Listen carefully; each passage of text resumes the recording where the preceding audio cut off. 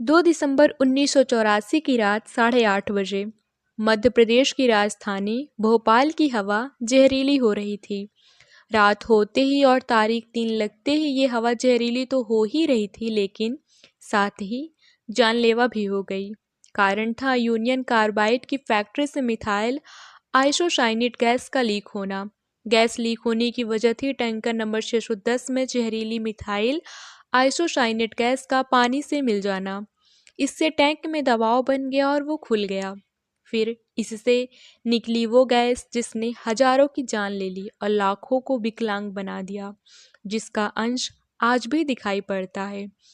2 से 3 दिसंबर की रात भोपाल की वो रात थी जब हवा में मौत बह रही थी। फैक्ट्री के पास ही झुग्गी बस्ती बनी थी, जहां काम की तलाश में दूर दराज गांव में आकर लोग रहते थे। इन झुग्गी बस्तियों में रह रहे कुछ लोगों को तो नींद में ही मौत आ गई।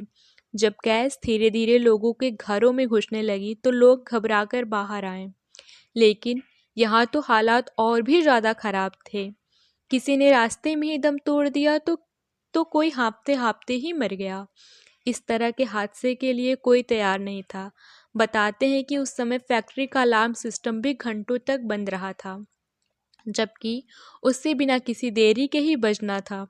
जैसे जैसे रात बीत रही थी, अस्पतालों में भीड़ बढ़ती जा रही थी, लेकिन डॉक्टरों को ये मालूम ही नहीं था कि क्या हुआ और इसका इलाज कैसे करना है। उस समय किसी की आंखों के सामने अंधेरा छा रहा था तो किसी का सिर चकरा रहा था और सांस की तकलीफ तो सभी को थी। एक अनुमान के मुताबिक सिर्फ 2 दिन में ही 50,000 से ज़्यादा लोग इलाज के लिए पहुंचे थे, जबकि कईयों की लाशें तो सड़क पर ही पड़ी थी। भोपाल गैस ट्रेजेडी की गिनती सबसे खतरनाक औद्योगिक दुर्घटना में होती है।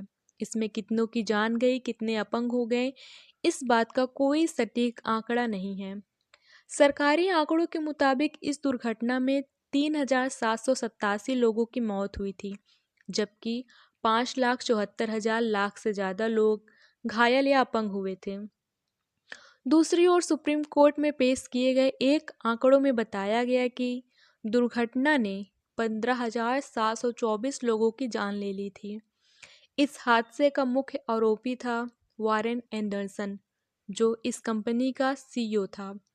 6 दिसंबर 1984 को एंडरसन को गिरफ्तार भी किया गया था, लेकिन अगले ही दिन 7 दिसंबर को उन्हें सरकारी विमान से दिल्ली भेजा गया और वहां से वो अमेरिका चले गए। इसके बाद एंडरसन कभी भारत लौटकर नहीं आया। कोर्ट ने उन्हें फरार घोषित कर दिया। 19 सितंबर 2014 को फ्लोरिडा के वीरो बीच पर 93 साल की उम्र में एंडरसन का निधन हो गया। गैस लीक होने के 8 घंटे बाद भोपाल को जहरीली गैस के असर से मुक्त मान लिया गया था, लेकिन 1984 में हुई इस दुर्घटना से मिले जख्म 36 साल बाद भी भरे नहीं हैं।